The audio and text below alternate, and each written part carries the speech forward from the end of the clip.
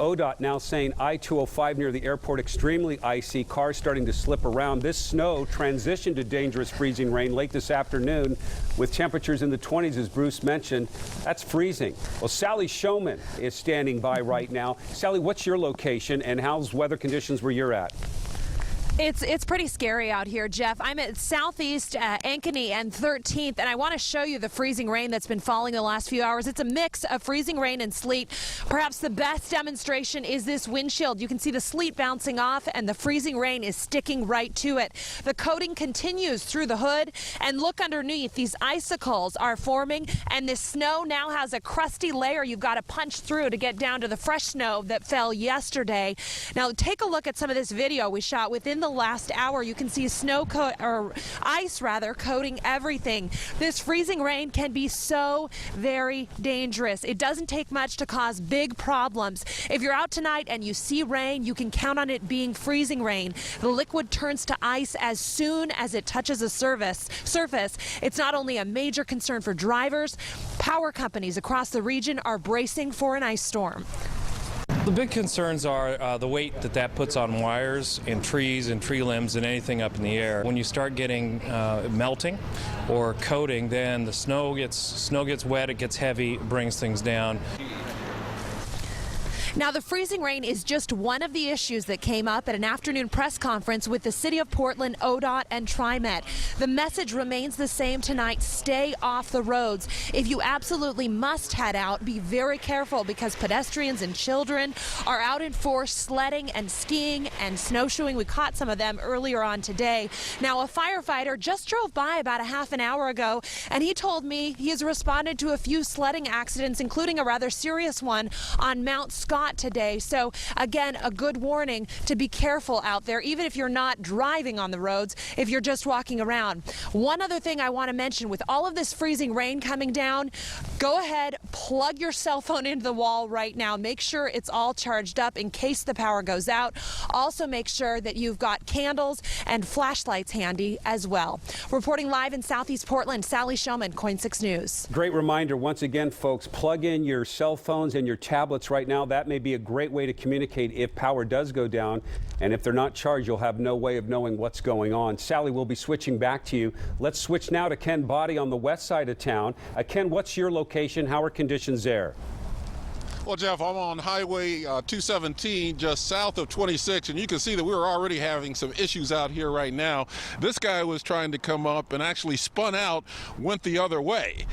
So there are now some emergency crews who have blocked off the lane here, and they are just trying to get this guy out and get him moving again.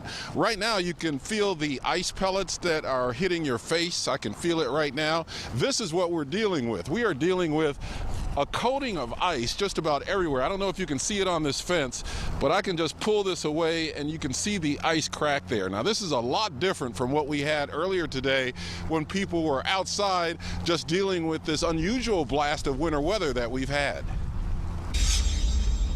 On Highway 26, this rollover crash at the Vista Ridge Tunnel, just one example of the problems people are having just getting to and from the west side.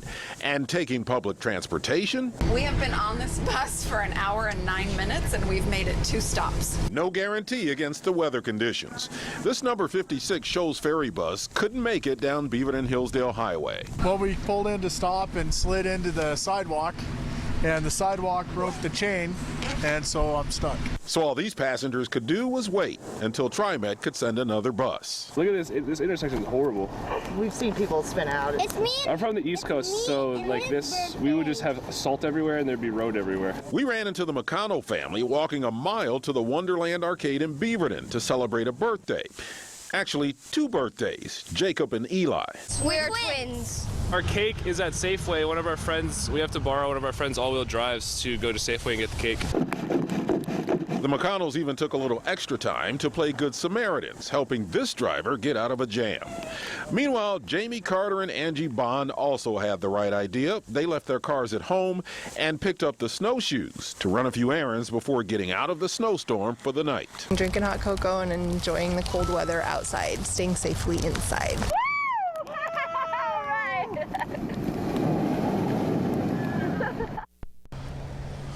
Well, being out here right now, that sounds like a pretty good idea. We're back here on 217 North, just south of Highway 26, and you can see that there's a crew, an emergency crew, that is trying to help this poor person out who just spun out on the freeway and ended up going in the opposite direction.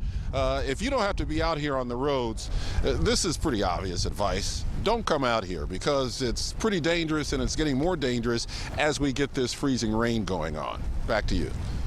Ken, thank you. Once again, sleet and freezing rain starting to fall in the Portland area. And this was the scene in Eugene where they've had ice most of the day. This is what happens when the trees get overloaded with snow and ice. A KOIN viewer sent these in after a tree line plowed through the roof into their living room, right into the bedding for the family dog. They say a woman was sitting in the chair when it happened, but thankfully the dog wasn't there. She was safe.